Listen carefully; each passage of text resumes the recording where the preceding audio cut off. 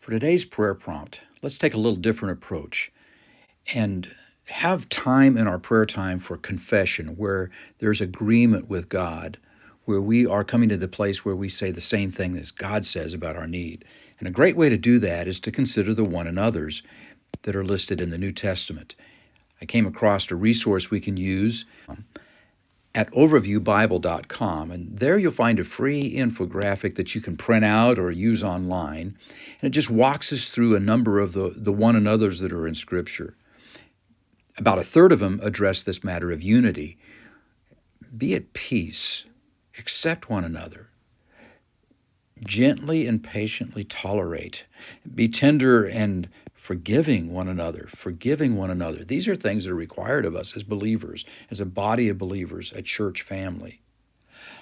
It's amazing how many of the one another's address this matter of love, and how many of them say, love one another. That's a command of God, and to be devoted to one another. About 15% of the one another's address this matter of humility and doing things that are meeting a need and serving one another and being subject or submitted one to another. Do this and ask God for grace and help to be this way, to be clothed in humility toward one another. There are a number of others that are just kind of a variety that are listed. To not judge one another, to bear one another's burdens, and to speak the truth, and to comfort one another, and to encourage and build one another up, and again, to stir one another up and to love and good deeds as we gather together in His name. And certainly, let's spend time praying one for another again and again.